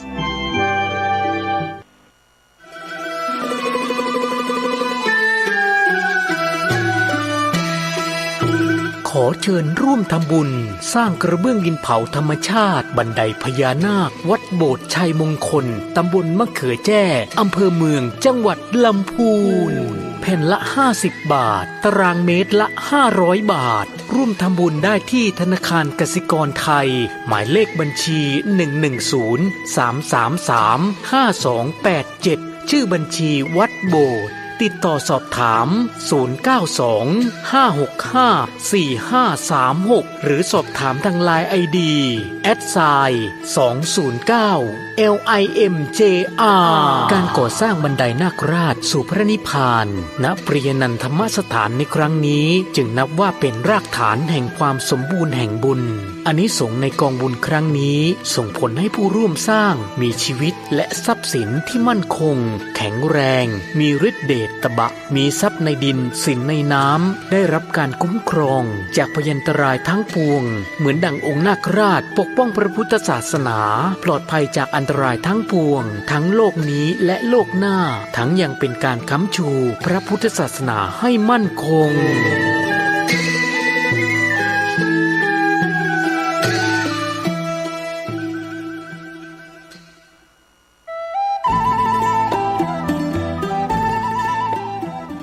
ข่าวสารเพื่อการประชาสัมพันธ์ขอเชิญชวนผู้ใจบุญร่วมสร้างทางสู่สวรรค์ตามรอยแห่งเท้ามัคควานเชิญท่านผู้ใจบุญร่วมทำบุญทอดผ้าป่าสร้างถนนคอนกรีตเสริมเหล็กเข้าสู่สำนักสงฆ์เทพนิมิตรบ้านเปียนตำบลเทพเสด็จอำเภอดอยสะเก็ดจังหวัดเชียงใหม่ถนนส่วนที่ขาดงบกว้าง3 เมตรยาว622 เมตรรวมเป็นระยะทาง 1,866 ตารางเมตรทอดผ้าป่าสร้างถนนวันอาทิตย์ที่2 เมษายนพุทธศักราช 2566 เวลา 14 นาฬิกาณสำนักสงฆ์เทพนิมิตรบ้านเปียนอำเภอดอยสะเก็ดจังหวัดเชียงใหม่ประธานดำเนินการคณะสงฆ์ตำบลป่าเมี่ยงถึงเทพเสด็จคณะสงฆ์อำเภอดอยสะเก็ดคลื่นสีขาวพระครูชลทานพิทักษ์พระครูศรีปทุมรักษ์ท่านที่จะทำบุญออนไลน์ผ่านเลขที่บัญชีธนาคาร 020-154-602-913 ชื่อกองทุนพัฒนาสำนักสงฆ์เทพนิมิตรบ้านเปียนธนาคารเพื่อการเกษตรและสหกรณ์การเกษตรสาขาดอยสะเก็ดธนาคารธกส.สอบถามรายละเอียดและร่วมบริจาคได้ที่ 0817964608 หรือที่ Facebook สำนักสงฆ์บ้านเปียนก็เป็นงานบุญงานกุศลเชิญผู้ใจบุญร่วมสร้างทางสู่สวรรค์ตามรอยแห่งเท้ามัคควาน ตำบลทอดผ้าป่าสร้างถนนกำหนดการวันอาทิตย์ที่ 2 เมษายน พุทธศักราช 2566 เวลา 14 นาฬิกา ณ สำนักสงฆ์เทพนิมิตรบ้านเปลี่ยนอำเภอดอยสะเก็ดจังหวัดเชียงใหม่ เชิญท่านร่วมบุญร่วมกุศลสร้างถนนเส้นทาง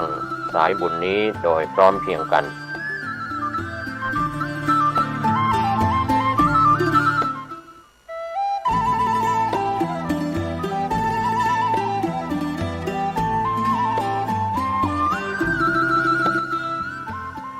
ข่าวสารเพื่อการประชาสัมพันธ์ด้วยพลังพุทธานุภาพธรรมานุภาพสังฆานุภาพเทวานุภาพนาคานุภาพแห่งบรมครูครูบาอาจารย์ปู่ฤาษี108เจ้าภาพสร้างหล่อปั้นพระพุทธรูปพระเจ้าทันใจโดยมีคุณแม่ชีพจนาพรวิศีวรพัฒน์นางสาวสุนทรีวิศีปัตย์นางสาวยานทัศน์วิศีปัตย์พร้อมครอบครัววิศีวรพัฒน์ครอบครัววิศีปัตย์เชิญร่วมเป็นเจ้าภาพหล่อปั้นบรรจุหัวใจนามพระพุทธรูปพระพุทธสถิตพจนาพรวันอาทิตย์ที่ 7 พฤษภาคม พุทธศักราช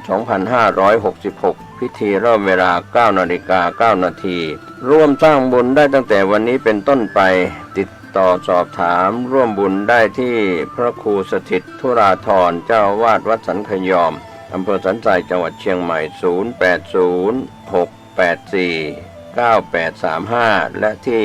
พระครูประหลัดกิติพงศ์กิติโสพโนด็อกเตอร์ผู้ช่วยเจ้าอาวาสวัดสันขยอม 0962629694 เชิญท่านร่วมบุญร่วมกุศลในคราวครั้งนี้โดยพร้อมเพรียงกัน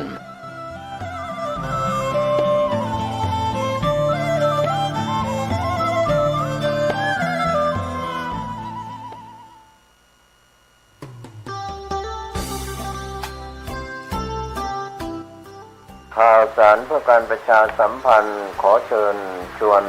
ผู้ใจบุญใจกุศลทั้งหลายร่วมทำบุญถวายศาลาปฏิบัติธรรมศาสนวัตถุที่สร้างขึ้นใหม่และบูรณะใหม่ได้แก่แทงน้ำศาลาโรงฉันพุทธรัตนมงคลเจดีย์หลวงพ่อใหญ่ชัยมงคลอุดมโชคหลวงพ่อพระพุทธภาวนาปฏิสิทธิโชคเจดีย์12 ราศีรูปเหมือนหลวงปู่ทวดรูปหล่อท้าวเวสสุวรรณทันใจวัดผาบ่องมังคลารามตำบลศรีภูมิอำเภอเมืองเชียงใหม่จังหวัดสิ้นทุนทรัพย์รวม 3,612,036 บาทกำหนดการวันเสาร์ที่ 25 มีนาคม พุทธศักราช 2566 นิมนต์พระมหาเถรานุเถระจำนวน 87 รูปทำพิธีทักษิณานุปทานกิจอุทิศส่วนบุญส่วนกุศลถวายแด่ตัดดวงวิญญาณอดีตท่านเจ้าอาวาสที่มรณภาพไปแล้วอุทิศถึงจิตตดวงวิญญาณญาติพี่น้องผู้มีอุปการะคุณของคณะศรัทธาทุกท่านที่มาร่วมทำบุญรับเป็นเจ้าภาพปัจจัยถวายพระสงฆ์ในพิธีทำบุญทักษิณานุปทานกิจแบ่งพระสงฆ์ทำพิธี3 รอบละ30 รูปรอบที่ 1เวลา 13:30 นาทีรอบที่ 2เวลา 14:30 นาทีพิธีมหาพุทธาภิเษกพระพุทธรูปหลวงพ่อพระพุทธเมตตาพระพุทธาภิมงคลผลตองแสนหาบนวิหารหลวงพ่อใหญ่ชัยมงคลอุดมโชคลานวัดหลวงพ่อพระพุทธภาวนาปฏิสิทธิโชคบนศาลาหลังใหม่พระพุทธรูปทุกองค์ที่ประดิษฐานอยู่ในวัดผาบ่องพระพุทธรัตนมงคลเจดีย์รูปเหมือนหลวงปู่ทวดนักบุญแห่งแดนใต้รูปเหมือนครูบาเจ้าศรีวิชัยนักบุญแห่งล้านนารูปหล่อท้าวเวสสุวรรณทันใจเวลา 18 นาฬิกานิมนต์พระมหาเถรานุเถระจำนวน 39 รูปเจริญพระพุทธมนต์สวดมนต์สันนั่งโปรกแผ่เมตตาจิตวันอาทิตย์ที่ 26 มีนาคม พุทธศักราช 2566 พิธีสะเดาะนพเคราะห์สืบชะตานิมนต์พระสงฆ์เถรานุเถระจำนวน 79 รูปในการนี้ก็ขอเชิญชวนศรัทธาสาธุชนร่วมทำบุญรับเป็นเจ้าภาพปัจจัยถวายพระสงฆ์ในพิธีติดต่อขอรับเป็นเจ้าภาพได้ที่พระมหาสมบัติชวนะเมธีเจ้าอาวาส 0910797084 ในงานนี้มี ซอพื้นเมือง2 คู่คู่ที่1น้องลำจวนดอยเต่ากับอ้ายศรีวันเมืองฝางคู่ที่2น้องข้าวแป้งสันป่าตึงกับ2เมืองเจียงไฮ้รอบค่ำคืนเปลี่ยนจากซอเป็นดนตรีก็เป็นงานบุญงานกุศลกำหนดการทำบุญที่สำคัญ25และ26มีนาคมพุทธศักราช2566ณวัดผาบ่องตำบลศรีภูมิอำเภอเมืองจังหวัดเชียงใหม่เชิญท่านร่วมงานบุญนี้โดยพร้อมเพรียงกันและเทวดาบนฟ้าเปิ้นคันตายไปแล้วบุญบันดาล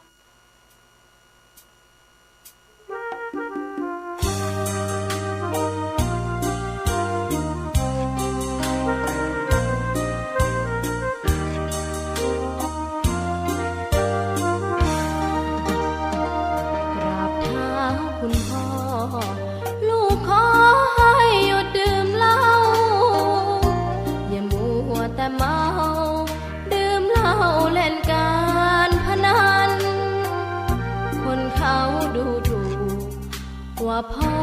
ขี้เกียจทำงานชาวบ้านรังเกียจเดียดฉันต่างประจานคุณพ่อสิ้นดีสงสารคุณแม่ลำบากแท้หาเงินมาให้ได้มาเท่าใดพ่อใช้จนหมดไม่มีขัดสนจนยากลำบากคนแค้นเต็มทีอนาคตของลูกริบหรี่ความหวังที่มีมืดมนพ่อ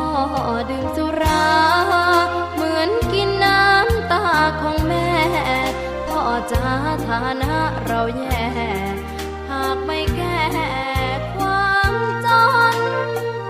แม่เตือนพ่อด่าตบตีแม่จนชอกช้ำระกำมองมนซ้ำถูกคนเขานินทากราบเท้าคุณพ่อ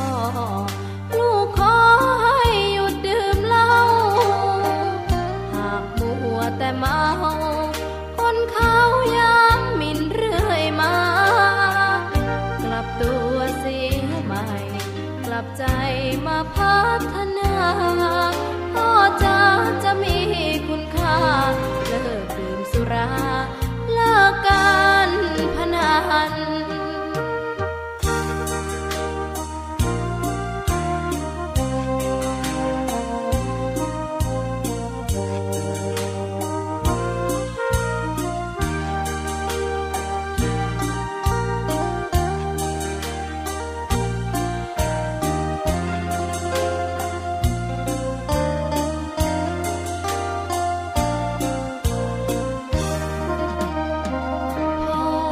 ดื่มสุรา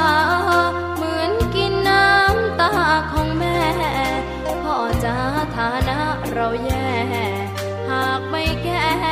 ความจนแม่เตือนพ่อด่าตบตีแม่เสียจนชอกช้ำระกำมองมนซ้ำถูกคนเขานินทากราบเท้าคุณพ่อลูกขอให้หยุดดื่มเหล้าหากมัวแต่เมาคนเขาย้ำหมิ่นเรื่อยมากลับตัวเสียใหม่กลับใจมาพัฒนาพ่อจะ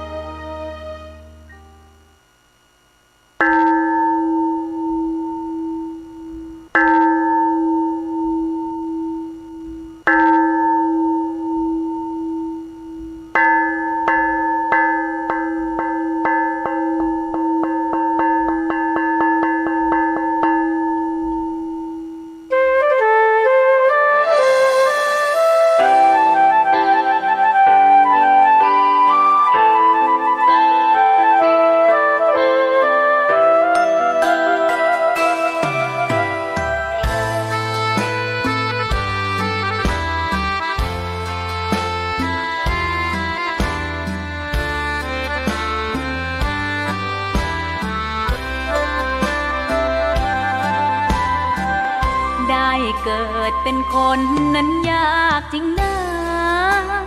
เพราะพุทธศาสนายิ่งแสนยากเย็นคนไทยโชคดีที่สุดแล้วมีแก้ว3 ดวงงามเด่นมีวัดซึ่งเป็นนาบุญยิ่งใหญ่มีศาสนาพุทธประจำชาติไทยอยากหล่ออยากสวยเราต้องรักษาศีลอยากมีอันจะกินต้องหมั่นทำบุญทำทานเอาไว้เข้าวัดสวดมนต์ฝึกฝนสติให้ว่องไวรีบทำตอนที่เราทำเองได้อย่ารอจนตายถึงเข้าวัดว่าเข้าวัดยามเป็นจะได้เห็นแต่น้ำใจเข้าวัดยามตายจะได้เห็นแต่น้ำตาก่อนจะสายเกินขอเชิญมาใช้ชีวิตให้คุ้มค่าเจริญทานศีลภาวนาสั่งสมบารมีไว้ทำบุญตอนที่ยังมีชีวิตย่อมดีกว่ารอเขาอุทิศบุญให้อย่ามัวหลงเพลินเดินห่างวัดตัวอย่างชัดๆมีมากมายเข้าวัดตอนตายสายเกินแก้กรรม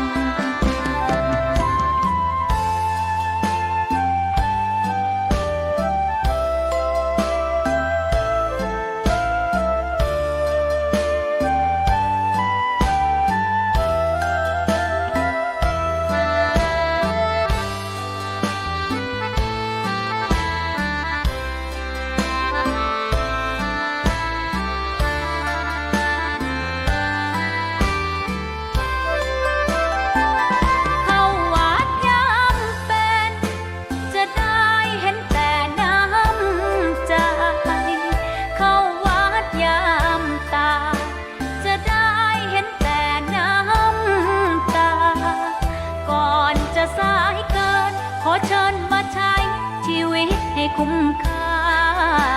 เจริญทานศีลภาวนาสั่งสมบารมีไว้ทำบุญตอนที่ยังมีชีวิตย่อมดีกว่ารอเขาอุทิศบุญให้อย่ามัวหลงเพลินเดินห่างวัดตัวอย่างชัดๆมีมากมายเข้าวัดตอนตายสายเกินแก้กรรมเข้าวัดยามเป็นผลบุญหนุนนำเข้าวัดยามเป็นจะได้เห็นแต่น้ำใจเข้าวัดยามตายจะได้เห็นแต่น้ำตา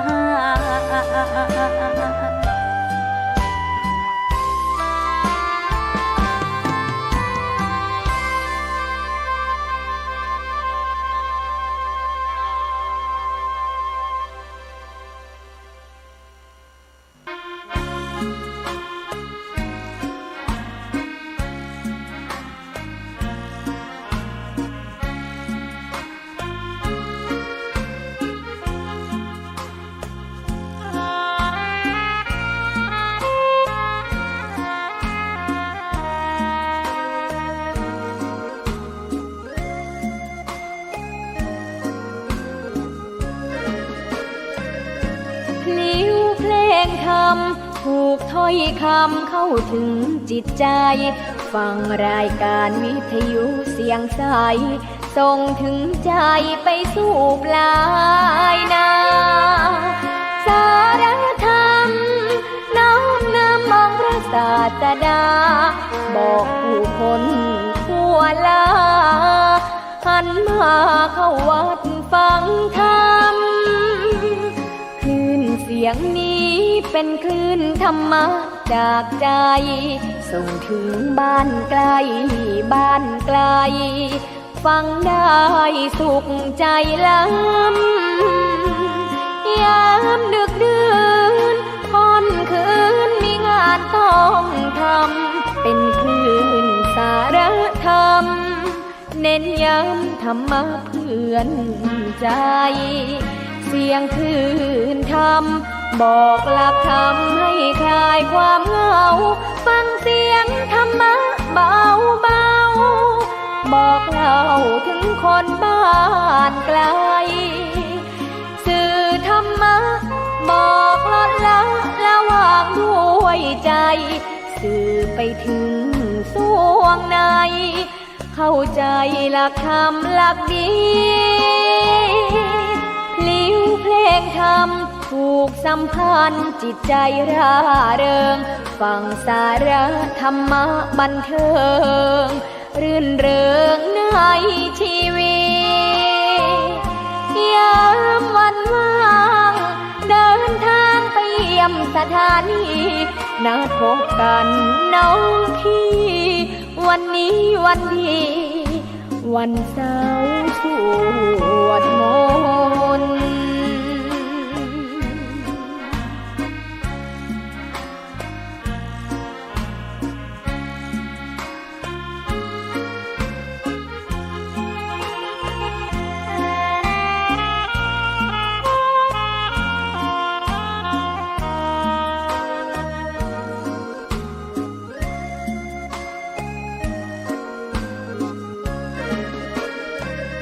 เสียงคลื่นธรรมบอกหลักธรรมให้คลายความเหงาฟังเสียงธรรมะเบาเบาบอกเล่าถึงคนบ้านไกลสื่อธรรมะบอกลดละละวางด้วยใจสื่อไปถึงสวงในเข้าใจหลักธรรมหลักดีพลิ้วเพลงธรรมผูกสัมพันธ์จิตใจร่าเริงฟังสาระธรรมะบันเทิงรื่นเริงในชีวิตยามวันว่างเดินทางไปเยี่ยมสถานีนัดพบกันน้องพี่วันนี้วันดีวันเสาร์สวดมนต์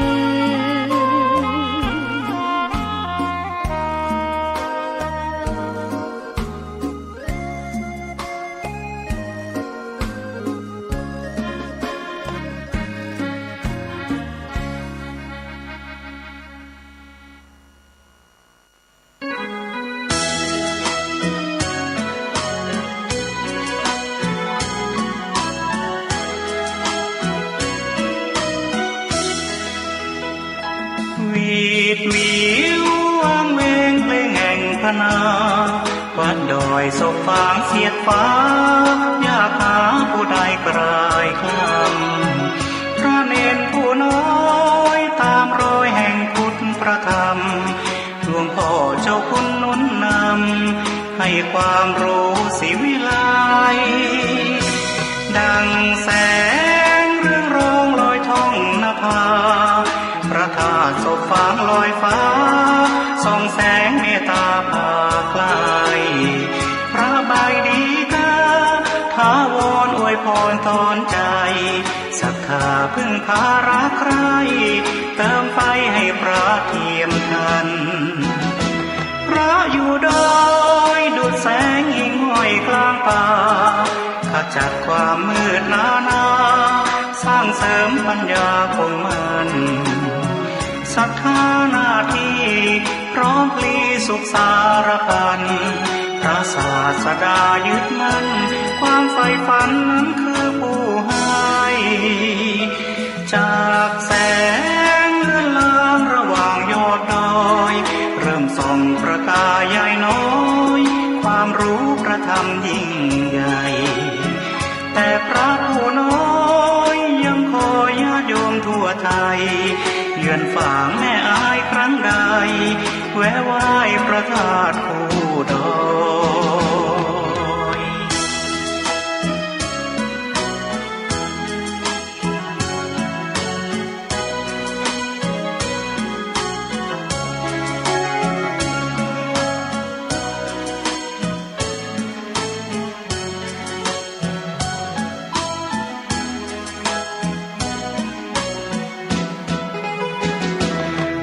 อยู่ดอยดุจแสงหิ่งห้อยกลางป่าขจัดความมืดหนาสร้างเสริมปัญญาคงมันศรัทธาหน้าที่พร้อมพลีสุขสารพันพระศาสดายึดมั่นความใฝ่ฝันนั้นคือผู้ให้จากแสงเรือนลางระหว่างยอดดอยเริ่มส่องประกายใหญ่น้อยความรู้ประธรรมยิ่งใหญ่แต่พระผู้น้อยยังคอยญาติโยมทั่วไทยเยือนฝางแม่อายครั้งใดแวะไหว้พระธาตุภูดอย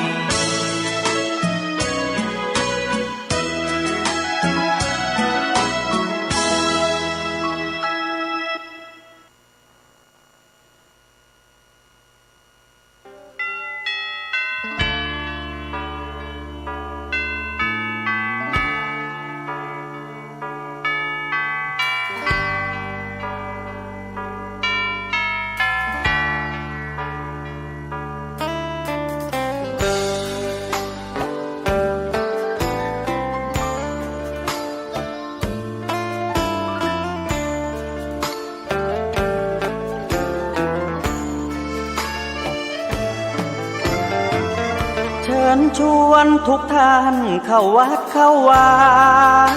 ฟังธรรมะจากหลวงตาเสริมชีวาให้สุขสดใสยึดมั่นหลักธรรมคำสอนไว้ให้ขึ้นใจความดีรีบทำกันไว้หญิงชายอย่าได้นายนี้เชิญชวนทุกท่านเข้าวัดเข้าวาทำบุญด้วยจิตศรัทธาบุญพาให้เราสุขีจะทำการใดนำใช้ในสิ่งดีทำบุญให้ทานวันนี้ไม่มีใครว่าใครชังสมัยก่อนประทับใจปู่ย่าตายายวันพระไม่เคยเบื่อหน่ายจำได้ไม่ลืมสักครั้งเหตุใดวันนี้มีคนเข้าวัดน้อยจังอยากให้เหมือนก่อนอีกครั้งฝากความหวังกับคนรุ่นใหม่เชิญชวนทุกท่านเข้าวัดเข้าวารับศีลรับพรหลวงตาเสริมคุณค่าให้กับจิตใจกระทำความดีเรื่องนี้ไม่ต้องอายใครว่างจากการงานเมื่อใดเชิญชวนท่านไปทำบุญ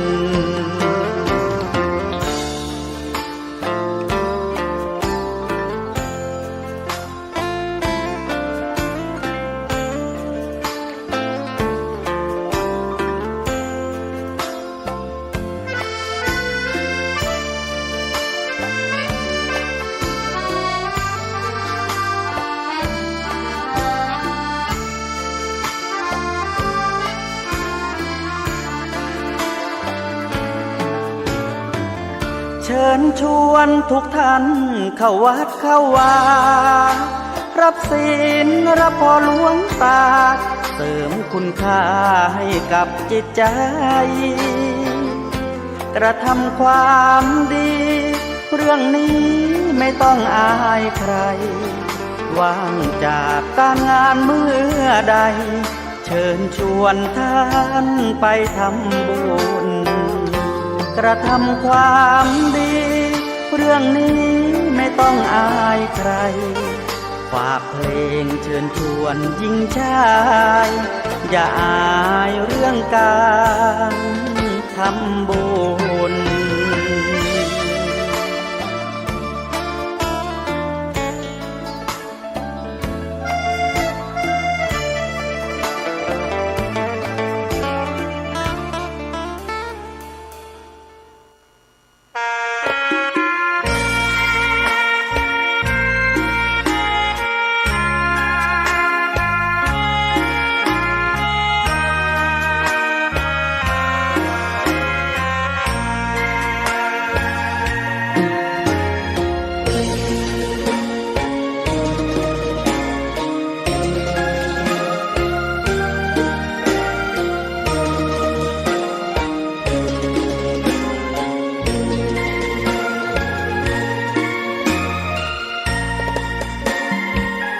ดอกบัวดอกหนึ่ง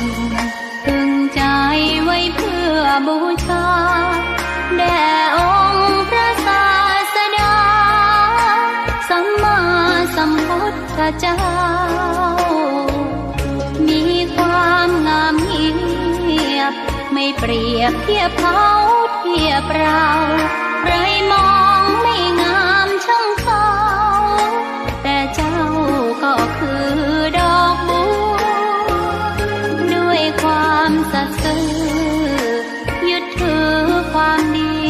เป็นหลักใครรักไม่รักก็ไม่จมปลักมองมัวเมื่อโผล่พ้นน้ำก็เห็นความงามในตัวไม่ยึดติดในตมชั่วขอเป็นดอกบัวดอกดีใครไม่มองว่าบัวงามเด่นแต่บัวก็เป็นดอกบัวทุกวันอย่างนี้ไม่อยากเด่นดัง